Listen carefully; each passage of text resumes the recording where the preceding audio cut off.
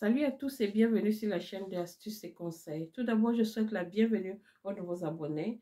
Et si vous êtes de passage, n'oubliez pas de vous abonner. Aujourd'hui, je vais vous parler, n'est-ce pas, des objets que nous achetons à bas prix, n'est-ce pas, dans les magasins vintage, dans les magasins de récupération, dans les vides-greniers et même dans les magasins de charité. Et généralement, ces objets-là sont des objets déjà utilisés, bien que parfois, ou mieux encore très souvent, on les trouve en bon état, vous voyez un peu. C'est généralement des objets déjà utilisés par une tierce personne qu'on ne connaît pas. Et la chose que je vais vous dire ici est de faire très attention à ces objets-là, parce que c'est généralement des objets remplis, n'est-ce pas, des euh, énergies, appelons-le comme ça en général, des énergies. Bon, c'est important la chose que vous sentez si l'énergie est bonne ou mauvaise, parce que euh, souvenez-vous que toute chose qui a des énergies et qui rentre en contact avec vous, n'est-ce pas, vous, comment dire, tout de suite, vous se mélange à vous, parce que nous, nous absorbons aussi les énergies qui nous entourent. Puis encore, quand nous portons ça sur nous. Donc, je disais donc que quand nous rentrons en contact avec ces objets-là, automatiquement, ça nous contamine.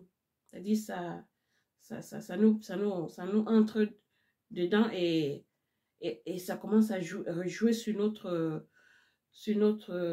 humeur, ça commence à jouer dans notre vie même, sur notre vie. Je dis ça pourquoi? Parce que les personnes, ou même les personnes en général, qui portent des objets, comme nous par exemple, ou comme moi, je porte cet habit-ci. Automatiquement, cet habit-ci va, du moins quand je vais plus le porter, ou quand je vais le mettre de côté, ça va rester, et mon énergie va rester dessus. Et imaginez-vous que, bon, mon énergie reste dessus, et je vais le laisser, n'est-ce pas, dans ces magasins-là, où ils revendent des objets déjà utilisés. Et une autre personne vient porter ça, vient prendre cette chemise-ci et commence à le porter sans toutefois, n'est-ce pas, nettoyer. Quand il parle de nettoyage, c'est au niveau énergétique. Vous comprenez donc qu'elle va être contaminée de mes énergies. Et si à la base, j'ai des énergies négatives, sa vie va commencer à prendre un coup. Si j'ai une énergie ou des énergies positives, c'est sûr que ça va aussi jouer sur elle positivement. Vous voyez un peu. Alors, ce que je vais vous recommander, n'est-ce pas, aujourd'hui, c'est que quand vous achetez ces objets-là et que vous amenez chez vous, s'il vous plaît, nettoyez-les. Nettoyer ne veut pas seulement dire laver avec de l'eau et du savon ou avec un détergent. Oui, ça aussi c'est important. Mais le nettoyage dont je parle ici, c'est le nettoyage énergétique. Il faut nettoyer ces objets-là une fois que vous rentrez avec. Pourquoi? Parce que pour les raisons dont je viens de citer là. Si vous voulez, je peux encore vous répéter. La raison est simple.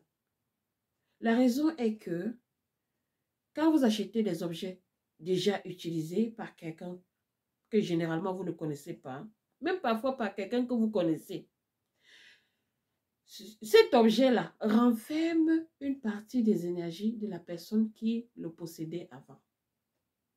Imaginez-vous que vous prenez cette chose-là et vous portez sur vous. Ça va influencer vos énergies. Et si c'est négatif, ça va contaminer vos énergies, c'est-à-dire ça va commencer à influencer vos énergies.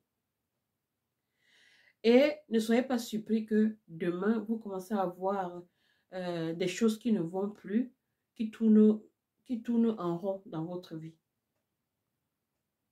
Il y a beaucoup qui subissent ça parce qu'ils ne connaissent, c'est ignorant. Parce que ce n'est pas ignorance, qu'ils vivent ce genre de phénomène, de situation. Ce n'est pas ignorance. C'est donc pour ça que j'ai fait la vidéo aujourd'hui, pour vous informer que désormais, quand vous achetez ces choses-là, nettoyez-les.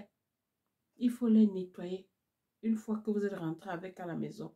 Moi-même qui vous parle ici, j'achète beaucoup de choses dans ce genre dans ce genre de magasin-là. Même dans les marchés vide-greniers là.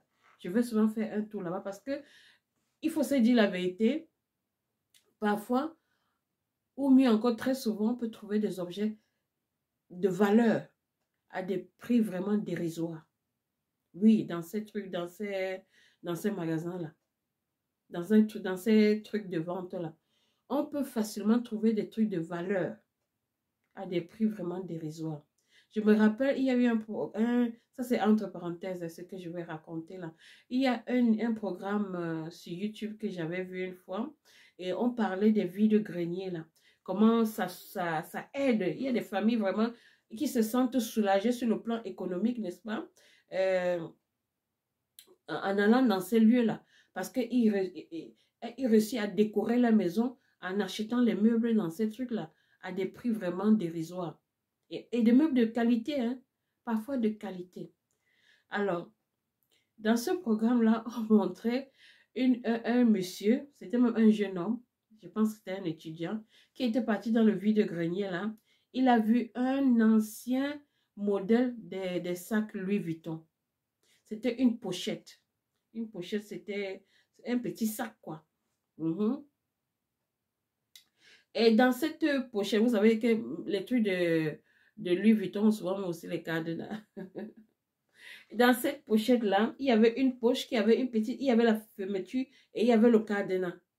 Le monsieur a dit que non, moi, je n'ai pas ouvert ça. J'ai seulement trouvé ça dans mon grenier. J'ai dit que je vais revendre ça pour me faire un peu d'argent et en même temps me débarrasser de ces choses-là parce que ça traînait dans mon grenier. Alors, le monsieur a dit non. Comme c'était un monsieur qui connaissait la mode, quand il a vu ça, il a dit, mais ça, c'est une pièce rare. Ça, c'est une pièce rare. Si je retape ça, ça dit jamais ça chez un spécialiste des tissus là. Il me rajeunit ça bien, il me retape ça bien. Il me lave ça, il me frotte ça bien. Hein? Je remets ça sur le marché, pour me faire vraiment des milliers d'euros avec ça. C'est ce qu'il s'est dit comme idée et il a pris le sac. Et le monsieur a dit que c'est... Elle a demandé au monsieur c'est combien. Le monsieur a vu qu'il vendait là-bas à 5 euros. Le monsieur a vu qu'il était tellement enthousiaste, il voulait à tout prix prendre son sac, que le monsieur a encore augmenté l'argent. Il a dit que c'est plutôt 30 euros. Il est quitté de 5 à 30 euros. Le monsieur a dit que je prends que ce sac-ci. Il a donné ses 30 euros. Il a pris le sac. Arrivé, comme c'était un programme, non? C'était un programme télévisé. Arrivé en route, il était curieux. Il dit que, mais quelle est cette poche que même le vendeur n'a même pas ouvert? Il y a quoi dedans? Je sens comme s'il y a même... Où sont les papiers qu'ils ont dedans? On ne sait pas. Ils sont un peu d'ouvrir. Il a dit ça au monsieur qui filmait, non? Ils ont arrêté quelque part, ils ont pris un truc, ils ont cherché à ouvrir, sans casser, ils ne voulaient pas casser le cadenas. Alors, ils cherchaient les méthodes pour ouvrir ça. C'était les cadenas avec les numéros là. Ils cherchaient à ouvrir, ça ne donnait pas. Pour finir, ils ont pris un instrument là, ils ont forcé. Ils ont dit, bon, on va perdre le cadenas. Ils ont cassé. Et quand ils ont cassé, ils ont ouvert, ils ont trouvé une petite lettre à l'intérieur, la photo peut-être de celle à qui ça appartenait. Et ils ont trouvé une liasse d'argent dedans. Dans les 30 pounds les 30 euros qu'il avait donné là, c'était rien par rapport à l'argent qu'il a trouvé. Il a trouvé les liasses d'argent encore neuves. Ça veut dire que la personne a mis ça là-bas dedans et n'a plus jamais touché. C'est resté vraiment bien conservé. Donc il a trouvé, je pense que c'était le millier d'euros, hein, un paquet comme ça. Un bon paquet d'argent. Il a pris ça. Il a dit, il est retourné chez le vendeur. Le vendeur a dit que je t'ai vendu le sac. Je ne peux rien. C'est pour toi. C'est ta chance, pas avec. Et c'est comme ça. Normalement, quand tu achètes un truc, tu trouves un trésor dedans. Tu as acheté. On considère que tu as acheté comment dire, le truc avec le sac, par exemple, avec ce que ça contenait. Le vendeur n'a plus rien à revendiquer. C'est comme ça qu'il a gagné le sac, hein, et puis de l'argent. Donc, pour vous dire que dans ces vies de grenier-là, on trouvait vraiment des pépites dedans. Mais alors, quand vous avez, une fois que vous avez acheté, vraiment, allez rentrer chez vous et faites le nettoyage. Alors, je vais vous donner quelques astuces pour nettoyer les trucs à la maison, les objets récupérés ou achetés dans ces trucs-là. Alors, l'un des astuces que vous pouvez utiliser, c'est simplement l'eau et le sel. Vous mélangez, surtout si l'objet peut être lavable. Si ça peut supporter hein, le sel, l'eau mélangée au sel, alors vous le faites avec. Hein, vous le faites avec. Vous le laissez même tremper d'abord pour toute la nuit ou même pendant 24 heures. Et puis vous venez retirer et vous rincez. Et c'est le tout est joué, vous pouvez maintenant l'utiliser. Ça, c'est une astuce. La deuxième astuce, c'est de faire la fumication. La fumication, c'est, par exemple, prendre la sauge, vous brûlez, et puis vous faites passer l'objet au-dessus. Vous faites passer l'objet au-dessus, et puis la fumée va nettoyer, n'est-ce pas, sur le plan énergétique, l'objet. Ça, c'est la deuxième astuce. La troisième astuce que je vais vous donner, c'est d'enterrer l'objet dans la terre, sous la terre. Si vous avez un jardin, n'est-ce pas, à la maison, je vous conseillerais de prendre la chose, si elle est petite, n'est-ce pas, allez l'enterrer sous la terre pendant toute la nuit ou même pendant 24 heures. Pourquoi sous la terre? Parce que la terre a cette capacité d'absorber les énergies. Vous voyez un peu, d'absorber toutes les énergies. C'est même d'ailleurs pour ça, ce que je vais vous dire là, c'est entre parenthèses encore, c'est même d'ailleurs pour ça que quand vous souffrez d'une certaine maladie, surtout sur le plan spirituel, les spécialistes de cette maladie-là conseillent souvent aux malades, vous conseillent souvent d'aller marcher pieds nus, de marcher pieds nus. Pourquoi on vous demande de marcher pieds nus? C'est tout simplement parce que la terre a cette capacité-là, a ce pouvoir-là d'absorber les mauvaises énergies et de vous donner, n'est-ce pas, les bonnes vibrations en retour. Vous voyez un peu? C'est-à-dire, il vous retire ce que vous avez de mauvais et il vous donne en retour de la vitalité. Vous comprenez? Il vous donne beaucoup de vitalité après pour que vous puissiez être plus, hein, vous soyez régénéré. Donc, c'est pour ça qu'il faut enterrer sous la terre. Et si vous pouvez, aller dans les lieux qu'on appelle souvent sacrés. Allez par exemple dans les églises chrétiennes catholiques là. Et parfois, à côté des églises, il y a des lieux où ils vendent des choses, des objets sacrés. Vous pouvez aller là-bas, vous demander l'encens. L'encens se vend en graines accompagné du charbon. Alors, quand vous avez le charbon et les graines d'encens, vous allez maintenant brûler le charbon. Et puis, quand le charbon est déjà dans là, vous versez les graines de l'encens dessus. Et puis, la fumée monte. Et cette fumée qui monte là, c'est cette fumée-là qui vous purifie ou qui purifie l'objet.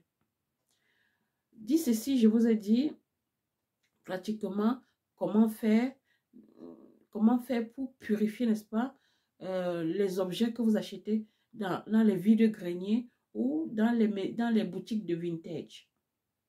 C'est l'unique façon que vous pouvez employer, n'est-ce pas, pour nettoyer ces objets-là.